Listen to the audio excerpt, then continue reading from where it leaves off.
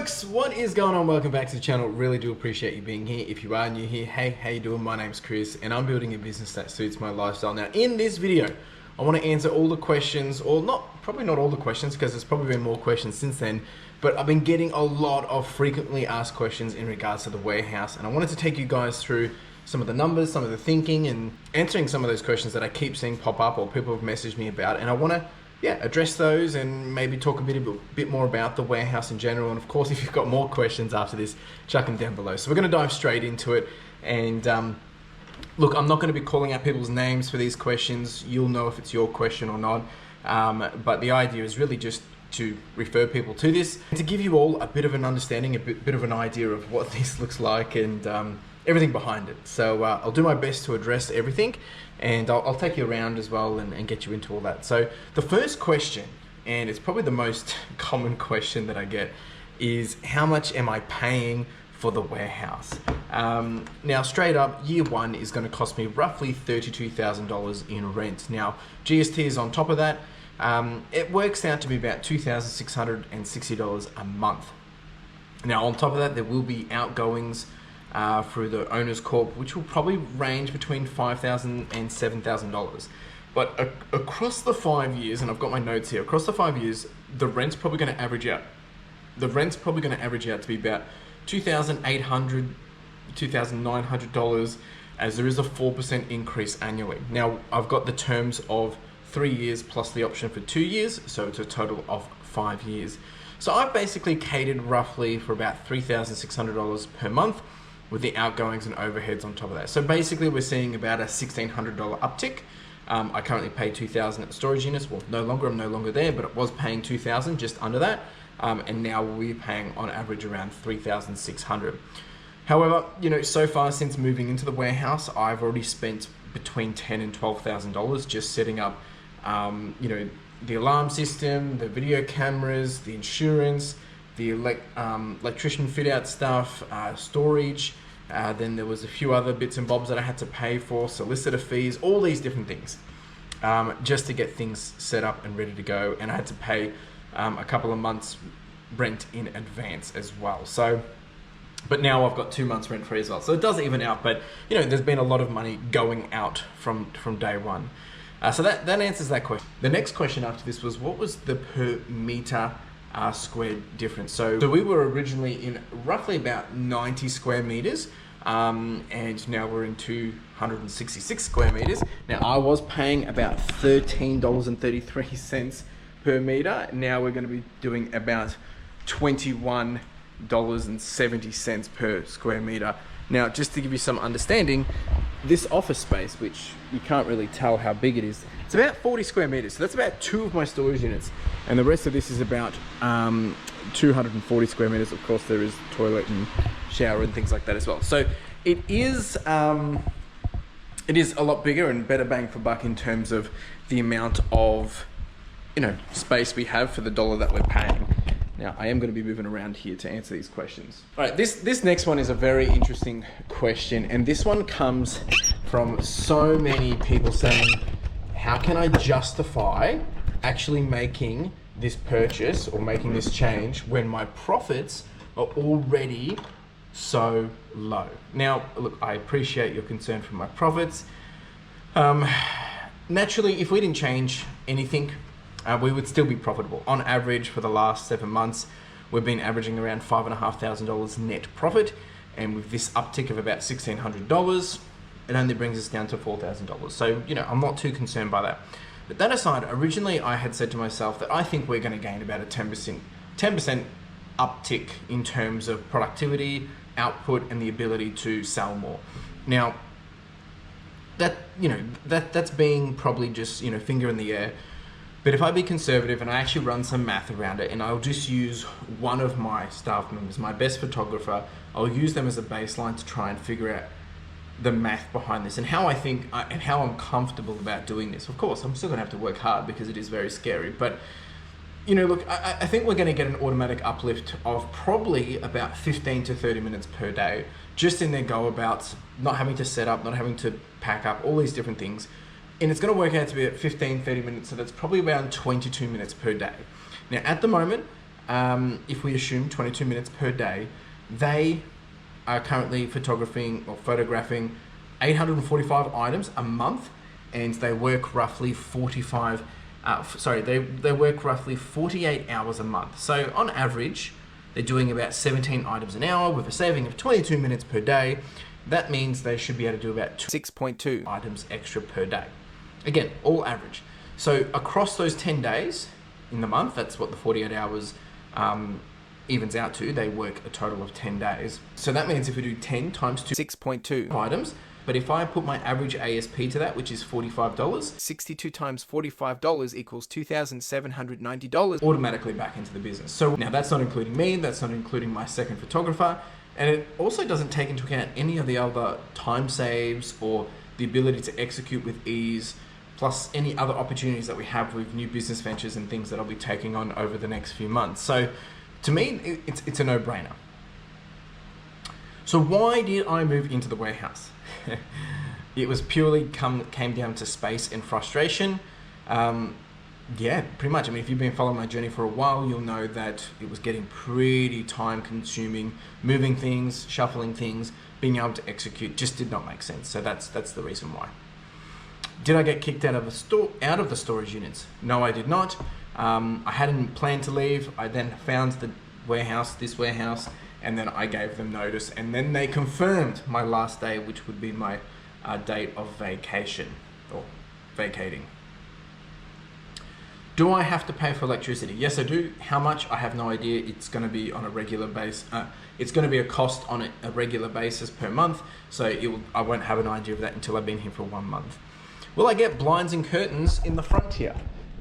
Potentially yes, potentially no. They are tinted windows, so I'm not too fussed by it, but we'll see how we go. This next question is a big one. Came from an individual asking this specifically. Curious about why you keep your personal brand and your business brand separate. You kind of mentioned it at the beginnings of your video, but would love your thoughts as to why.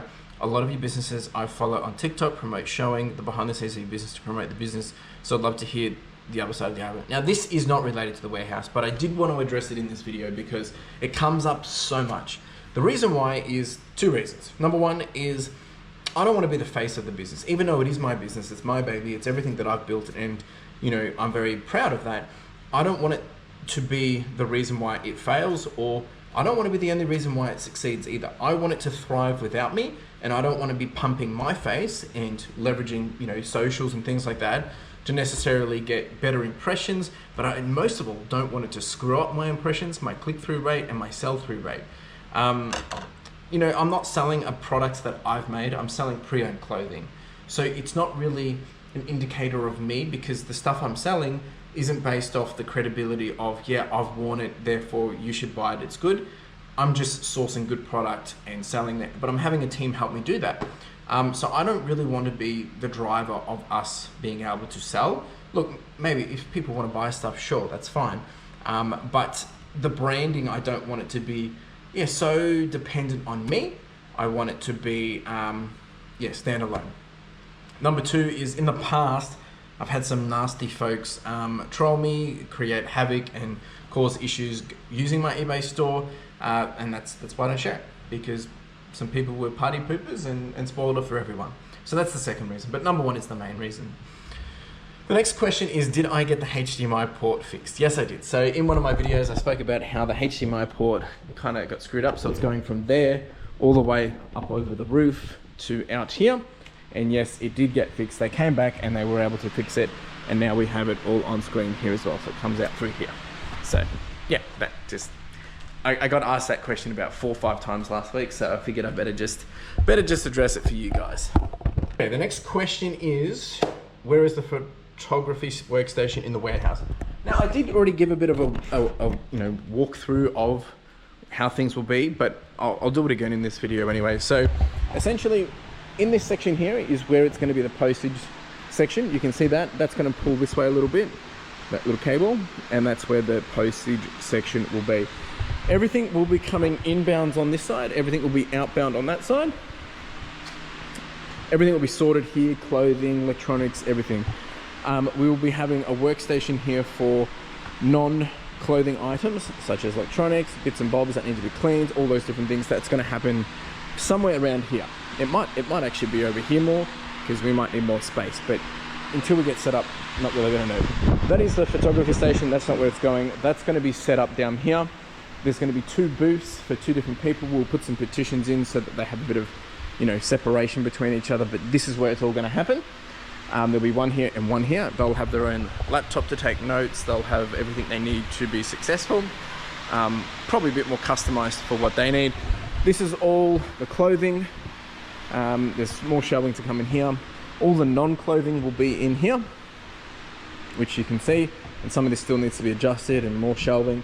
Then there's going to be pallet racking up here, and with the pallet racking there will be a hanging rack in this little corner for all the clothes, and then we will have some storage of stuff and then storage of other stuff, and then over here will be a bit more open space just for things that need to happen, and some of that clothing and stuff that needs to be processed, all that's going to be all part of this area here. So yeah, and then anything that's going out, whether it's for sale, whether it's on pallets, whether it's rubbish, whatever, will go this side. So that gives you all a bit better understanding. And in the office is where I'll do more of my work, listings, day-to-day operations, and there is another little small business that I want to do in here as well, but that's still a bit down the track. The next question was, I don't know why this question I get asked so much. How far is the warehouse from the storage units and home? It's about the same from home, about 5 minutes more, and from the storage units about 12 minutes. Yeah. Could you get a washer or dryer or dryer in the warehouse to save money on washing service? So this one we have been weighing up. From day one, we assumed no, because it's quite a big outlay of cost, and I want to test my washing service to its full extent. So at the moment, we used to send our washing on Mondays, get it back on Thursday, because we didn't have the space to store the clothing. We now have the space to store the clothing. So I can actually leverage that washing service to be a 24-hour turnaround service, which means that I can send stuff today, get stuff back tomorrow, and we're good to go. Which means we can have more stock in a backlog, ready to rumble in a more quicker and efficient way. I want to test that for the next 6 months, probably for the rest of the year, to be honest. And then we'll run some numbers and weigh up, does it make sense to do it internally? Of course, there's going to be electric fees, there's going to be water fees, cost of the dryers, cost of paying someone to do it. It is a bit more passive, but all those different things. So it will be a bit of a weigh up cost that I'll be weighing up over the next 6 to 9, 12 months. Yeah. The next question, great one, is just wondering how you plan to stick to your original plan of moving more hands off with the business. Just feels as you're taking a lot more on. If anything, understand it's a long, tedious process, but more overheads can make it difficult to move away. 100%. And I agree with you. It looks like I do a lot. And for me, I mean, if I'm building this over 10 years, we're only halfway. And I think now that I've got this space, it does give me the opportunity to really stretch my reach a lot more in terms of what we can do.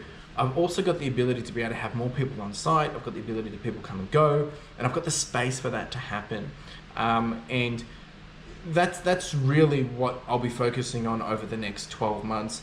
But if we zoom out a little bit, the clothing at the moment is currently managed and run by the team at 80%, meaning I don't do the photos, I don't do the washing, I don't do the listings. I'm probably just doing the processing, like the sorting and the quality check and the buying. Which is fine.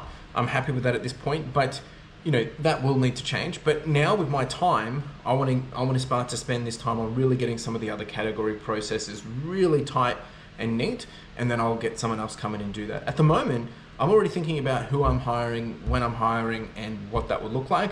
That will be someone that's going to be helping with just pure QA and sorting of different bits and bobs. I'll be looking for someone to help with posting, and I'll be looking for probably another photographer for non-clothing or clothing.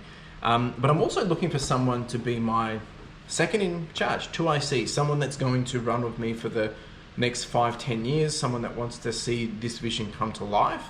And because really I need another me, and I need someone that has the knowledge and understanding of what I'm trying to achieve, like in the same passion, integrity, and understanding, and be willing to put in that time. So I am looking for that. I don't know how that's going to happen, but I am looking for that. So essentially someone that will be, you know, the hands-on operation, so I can step away and, you know, just focus on some of the strategy, some of the big thinking stuff, and where I want to take this business. Because if you didn't know, I am taking over, I'll be trialing a managed service of someone else's business for 3 months to really see if that's something that we can make as a value add for that business, but also to increase revenue for us, because we're going to need it. So that's going to be happening over the next 3 months. But I'd love to do more of those kind of things and really providing a value add or a service to other people, because I'm solving a problem for them, because we can do it better, we can do it quicker, we can do it efficient, or whatever it may be, and hopefully make them money or save them money, and we make money from that as well. So there are some really big big ambitions of what I want to be able to do here. I've had questions around, am I going to be doing wholesale? Am I going to be doing all these different things? I already do wholesale, and I already do a lot of different things that I don't necessarily talk about. But more of that will come, and you know, I'll make that a bit more clearer as we progress. Of course, I've got my listing service as well. I want to ramp down, or really double down on that in the next 3 months as well. We're launching our website soon. And of course, you know, that's going to have a big part to play in the ecosystem of what I'm trying to build. But yeah, I'm excited for the next steps. I'm excited to be able to see what we can do and take this business to the next level. I don't have a choice to do that now, because obviously I've just committed to a 5-year lease. But the reality is like all of this, you know, 5 years ago, I didn't really have this detailed dream, but now that it's coming to life, it's starting to become more and more clear. But we have a lot of work to do ahead of us. I'm actually here still setting up. There is so many things that need to happen here. But I just hope that this video has given some insight, given some perspective of what we're trying to achieve, what it's going to look like. And there's probably going to be a lot more changes as we progress, because this isn't perfect. I'm going to want to make more adjustments as we go. So if you did have any other questions or whatever, please ask away. But at the end of the day, I'm building this business to suit my lifestyle, and to create something that's, you know, forever lasting. I would like to hope and think. Yeah, we sell a lot of clothing at the moment. Yeah, we sell individual clothing on eBay. We sell a lot of other things, but the business is going to elevate. We're going to take it to new places. And, you know, some of that might be, you know, cliche of what resellers do, but I'm trying to actually take away that boxed mindset of like flipping and reselling, but really just building a sustainable business, and a business that is making a difference and solving problems for their customers and clients and all the ecosystem parties and vendors that we're involved with. So I'm excited. Thanks for being here. Again, more questions, more than happy to answer. Maybe I'll have to do a follow-up. It'll be good to see where we are in, you know, 3 months from now. Today is the 25th of February, 2025. So at the moment, we're averaging around $87,000 to $90,000 every 90 days. My goal is by mid-year, September, hopefully we will be on $100,000 every 90 days, and it'll be interesting to see where we can take this into the new year of 2026 as well. But let's just get started with 2025. All right, that's it from me, folks. Ciao.